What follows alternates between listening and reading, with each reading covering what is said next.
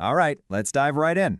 Today we're talking about one of the most intense, most dangerous parts of any space mission, coming home. We're going to get into the absolutely incredible physics and engineering that lets astronauts survive a fiery plunge back through Earth's atmosphere. You know, it's easy to take for granted now, but in the early days of spaceflight, re-entry wasn't just seen as a problem to be solved.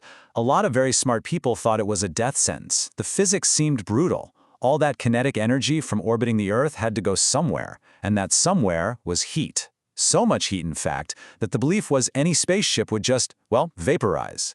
And that brings up a really interesting paradox, right? We always focus on the launch, that spectacular battle against gravity to get off the planet. But it turns out, the real white-knuckle part of the trip is coming back. So why is slowing down so much harder and so much more dangerous than speeding up? Well, that leads us right to our first section here, the gravity of return. Because as the old saying goes, when you're moving at over 17,000 miles per hour, it's really not the fall that gets you, it's that sudden stop. Think about it like this. Getting to orbit is a brute force problem. It's a battle to gain a massive amount of energy. Re-entry, though, is the total opposite. It's this incredibly delicate, controlled struggle to get rid of all that energy. The mission is to turn a cosmic speeding bullet into something that can land gently. It's all about managing energy, not just falling out of the sky. So if it's such a delicate process, that brings us to the next massive challenge, threading the needle. Because this isn't just about hitting the brakes, it's about hitting a tiny, invisible target with pinpoint precision from hundreds of kilometers away. And it all kicks off with this moment, the point of no return, the deorbit burn. The spacecraft literally flips around and fires its engines forward, working against the direction it's traveling. It's kind of like slamming on the brakes in orbit.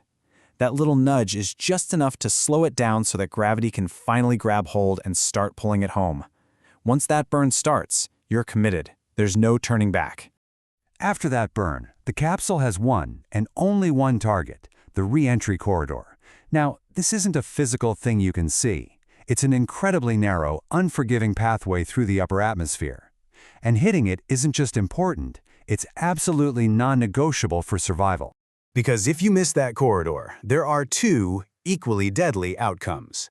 If your angle is too shallow, the capsule just skips off the top of the atmosphere like a stone on a lake. You just bounce right back out into space and you're not coming home.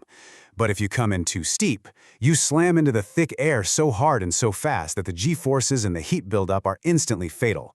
It has to be just right. Okay, so let's say you do it. You thread that needle perfectly. Now you face the single biggest monster of re-entry, beating the heat. At this point, you are, for all intents and purposes, flying inside a man-made meteor. Let this number really sink in. Over 98% of the capsule's mind-boggling orbital energy gets converted directly into heat as it smashes through the air. All of that speed has to be burned off, quite literally. We're talking about temperatures outside that can soar to thousands of degrees Celsius. So, how on earth do you survive that? Well, the answer turned out to be this beautiful, completely counterintuitive idea called the blunt body theory. You'd think you'd want a sharp, pointy nose cone, right, to cut through the air. Wrong. Engineers figured out that a rounded, blunt shape is way better. It creates this powerful shockwave that stands off in front of the capsule, and that shockwave actually pushes the hottest, most compressed air away, deflecting the vast majority of that deadly heat. Now, for the heat that does get through, there are two more lines of defense. First is the famous ablation shield.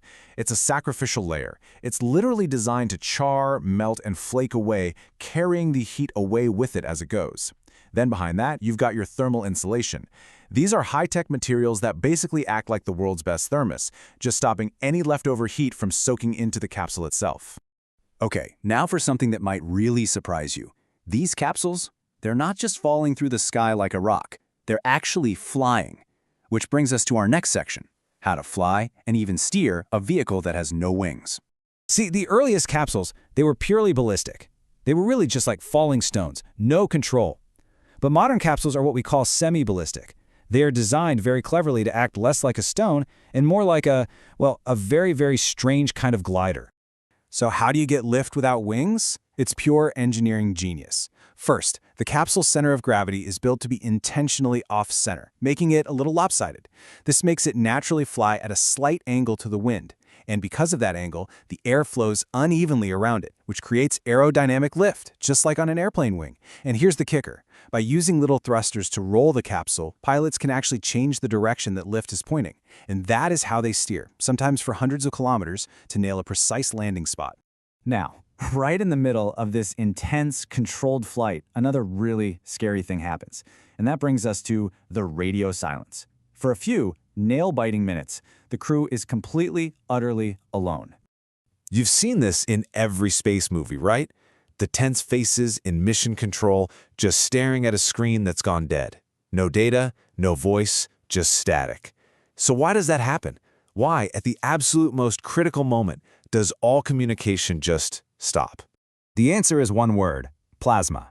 The heat of reentry is so extreme, it literally rips electrons off the air molecules around the capsule.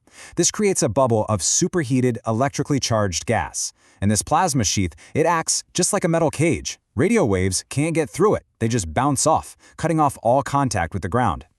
For decades, this was just a terrifying fact of life. Everyone just had to hold their breath and wait. But today, we've got a clever workaround.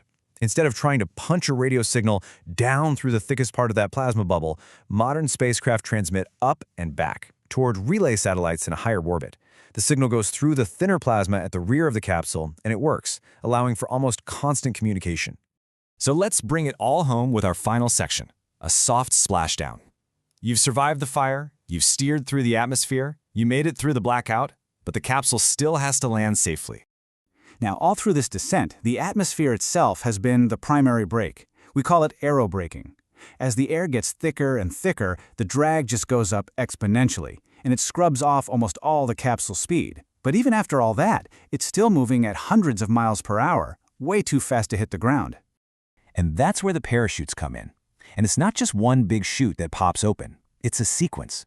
First, smaller drogue chutes deploy to stabilize the capsule while it's still moving at high speed. Then, and only then, do the massive main parachutes come out, one by one, to bring the capsule down to a gentle speed for a soft splashdown in the ocean. So, when you look at the whole journey, we've gone from a problem once thought to be completely impossible to a process that is, while still dangerous, pretty routine. From falling stones to steerable gliders that navigate a plasma storm to a precise landing zone. It really makes you think. Now that we've more or less mastered this brutal, fiery fall, what's the next great challenge in perfecting our commute to and from space?